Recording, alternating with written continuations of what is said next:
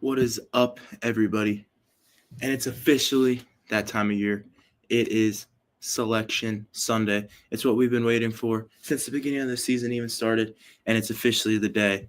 And Selection Sunday is right around the corner. It's 11 a.m. Central Time for my time, so it's going to be starting in 30 minutes. So, I'm just going to talk about what happened yesterday, just to kind of recap before we get some people, or at least one person. What? To get some people uh, going in here. So, yesterday, a little recap. So, Friday, we had some really good conference championship games between some lower level, or not lower level, everyone's on the same level, group of five schools. We had Kennesaw State and Jacksonville State. That was an absolutely incredible game. Odom freaking delivered for Kennesaw. Absolutely incredible player, dynamic, making big-time plays for him. They won the Conference USA. What a great feat that Jerry Mack has as he, in his first season at Kennesaw State, wins the Conference USA championship, and he might be getting a bigger job this offseason if it comes for him. And so that was the first game of the night. The second game of the night was, I believe James Madison and Troy, or they were on the same time, I guess. And, I really wanted James Madison to just prove that they were the best team, the group of five team in the country. They went out and, they took care of business against Troy. They beat them, I think it was 31-14 final score. They took care of business. They did what they needed to do. And the other games that night were Tulane and North Texas. Tulane kind of made North Texas look a little lost there. Drew Messmaker couldn't really get into a rhythm, and Tulane just ended up winning. And then another game, the last game on Friday night was Boise State and UNLV. UNLV they went down 21-0 just like that, and they just couldn't climb their way back. It was raining. I mean, I think it was raining in all those games. It was just interesting weather that night. And then Saturday morning, we had Texas Tech and BYU right out of the gate. That was a really, really good game. I wouldn't say really, really good game. BYU showed that I thought they were going to maybe keep it close, but Texas Tech pulled away pretty good. And then we had the MAC championship between Western Michigan and Miami, Ohio. Western Michigan was able to win that game. Congratulations to the Broncos for winning that MAC championship. First time since 2016 when PJ Fleck was their head coach. Great feat for them. And then the 3 o'clock games, it was only one. It was the Alabama-Georgia game. Georgia went in. They remember what Alabama did earlier that year to them, and they did not forget. They handled Alabama. -3 rushing yards for the Crimson Tide. Georgia took care of business. They did what they needed to do. And then at 7 o'clock, we had 2 games. We had the ACC championship and the Big Ten championship, and the ACC was absolutely crazy. There was Duke. It was Duke and Virginia. Duke pretty much handled that game the entire way, but Virginia was able to make a comeback, and then Duke ran right down their throat in overtime, and then Virginia threw a pick on their first play, trying to run a pick play, or trick play. So unfortunately, Virginia lost. Duke won the ACC, and then the Big Ten, we had Indiana and Ohio State. Really, really good game. Instant classic. Just 2 really, really hard-fought teams battling 2 great quarterbacks, great coaches. Just absolutely showing it on the field. Indiana was able to survive. Great, great win for them. And so now I'm going to talk more about just the college football playoff. So the number 1 overall seed, no surprise, the Indiana Hoosiers, 13-0, Big Ten champions. Really, really solid wins this year, including just the Big Ten championship win against Ohio State this weekend. Also went on the road and beat Oregon, went on the road and beat Iowa. This team has had some great feats this year. They're a really solid team. Fernando Mendoza might win the Heisman. Do I think he should? Nah. This guy should. Jeremiah Love, but I can't. I'm not gonna hate on Mendoza. He's a very likable guy. Does what he needs to do, and he's got that golden retriever energy.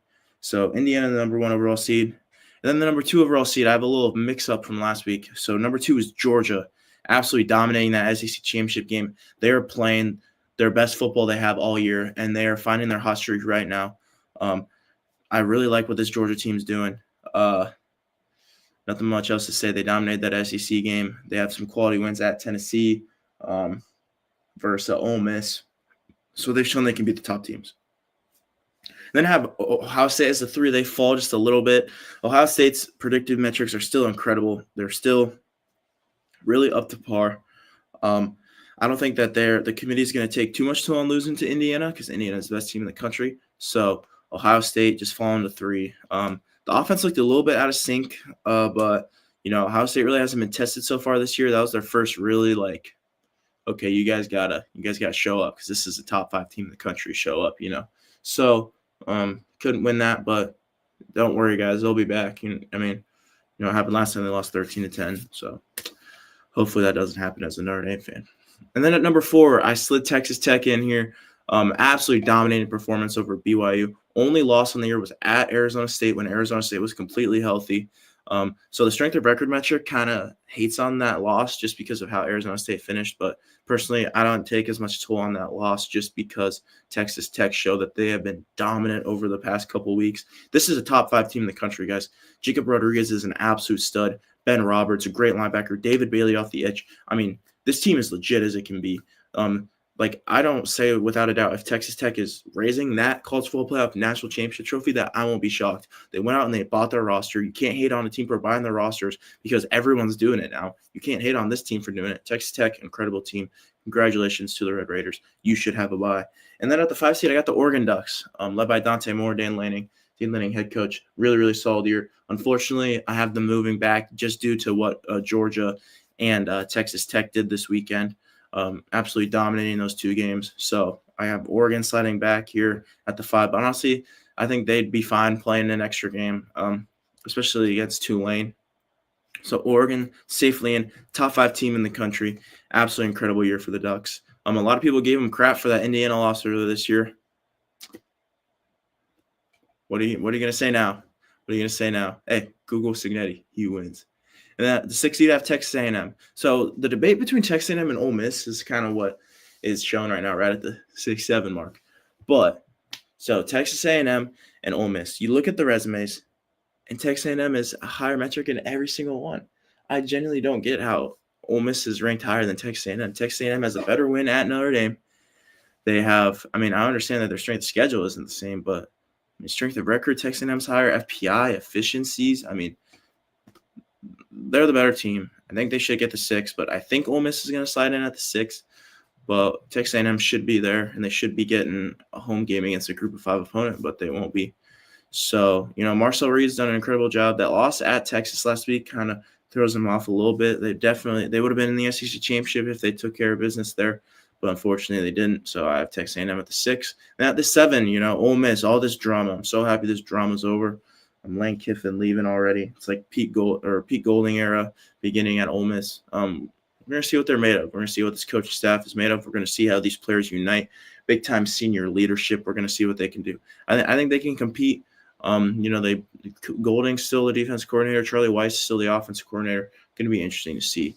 So they took care of business this year. So I would say those 7 teams right there, 100% in. And then I would say Oklahoma, the 8th seed is like 99% in. So Oklahoma, with that huge win against Alabama a couple weeks ago, that's kind of sparked their resume, taking care of Michigan earlier this year. And they just beat everybody else on their schedule. They lost to Texas on the neutral site at the Cotton Bowl, obviously. But other than that, they've taken care of business against teams who they should have. This is a college football playoff team. They're not playing the best right now, so it's going to be interesting to see. But we'll see. And then this is where the controversy begins between the bubble teams. And at number 9, I have Notre Dame. So Notre Dame is playing like a top 5 team in the country right now. You can look at any predictive metric. They just are. They are. And you can't leave a top 5 caliber team out of the playoffs. Especially in a 12-team playoff, you just can't. They're playing better. They're playing as best as anybody else is in the country right now. And so, yeah, I have them at the 9. And then at number 10, I have Alabama. So, Alabama, it's interesting because I genuinely think that they peaked midway through the season, but it's a 12-game season. They deserve to have a shot. They genuinely do. And, Ty Simpson, I respect him a lot. He's got a lot of guts, plays pretty hard. So Alabama, you look at their strength of record, they're above Miami. The FPI, I think, favors Miami a little bit. It's just going to be a toss-up. And the committee and I genuinely think the committee moved Notre Dame and Alabama last week just so they could try to protect Alabama if they lose.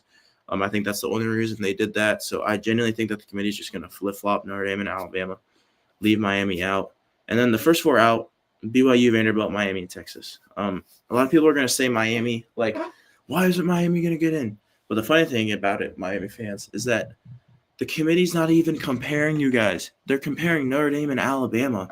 It's not a matter of fact if it's you or Notre Dame. It's not just you versus Notre Dame. It's you versus Notre Dame versus Alabama versus Vanderbilt versus BYU versus Texas. It's not just you versus you. If it was just Notre Dame versus Miami, you guys might have a prayer, but you don't.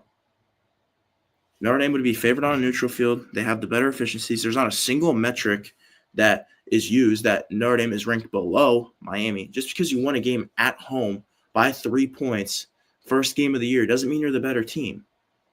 And the funny thing about it is Vegas, so they give about a 2.5 to 3.5 point favorite to the home team. And you won by 3. So congrats. That shows on a neutral field that would have been dead even. If you would have went at South Bend, which you guys never want to do, you would have lost. And you guys wouldn't even be in this conversation. So Miami fans, you had your opportunity. You lost to Louisville. You lost to SMU. No, you're not in. Texas, I think Texas is a very, very talented team. They lost to Florida, showed weakness against Kentucky and Mississippi State. I think that's what sold them here. If they would have been more dominant throughout that middle of the stretch, I think they would honestly have a chance to get in over Alabama, but no. And then you got Vanderbilt here, 10-2, really, really good year. Diego Pavia, honestly, when you look at his stats, probably should win the Heisman. I just don't think he will, just because the Heisman voters don't like him. But yeah, there's that. And then the first team out, I got BYU.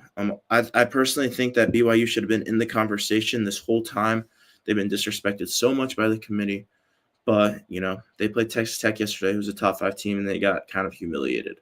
So, and that's not the first time they got humiliated. That's the second time they got humiliated. So, I think it's safe to say that they're out. They have some good wins against Utah and Arizona this year, but unfortunately, I think they're going to be out. And then at number 11, I have James Madison. The Dukes out of the Sun Belt. Absolutely incredible year from James Madison. 12-1. And then 12 seed Tulane. They took care of business against North Texas. Already talked about that. And so they will be moving on. Or they will be in the playoff. And when you compare James Madison and Tulane, once again, there's not a single metric that favors Tulane over James Madison. But somehow Tulane's going to get that 11 seed over James Madison, and James Madison's going to get the 12. I don't understand that. They will. Don't be shocked when you see it, but that's what's just going to happen there. And so and then I'm just going to talk about a little bit of summary. I'm going to try to keep this video under 15 minutes because I want to watch this playoff show. If the committee wants to do the 12 best teams, the 12 most deserving teams, including the conference championships, it's going to be these 12 teams that you see on the screen. These are the 12 best. These are the 12 teams that earned it when you look at what the committee wants to do. And a lot of people are saying, "Oh, I don't respect the committee." What would you do differently? Put in Miami over Notre Dame just because they beat them by 3? No. I'm sorry, but I mean, when you look at the top 10, those are the 10 best teams in the country, and they proved it throughout the year. So I think the committee is I think this is what they're gonna do. Honestly, if they flip Miami and Notre Dame, I'd probably just be a little disappointed, and I'd honestly just be like, really? I mean, that's what you did? I'd honestly be a little more shocked than mad, honestly, as a Notre Dame fan. But yeah, so that's what I have right there. So if you guys want to come watch this after the selection show, this is my opinion on what it's going to be. So thank you guys so much for watching. BMac right here. BMac out. God bless everyone.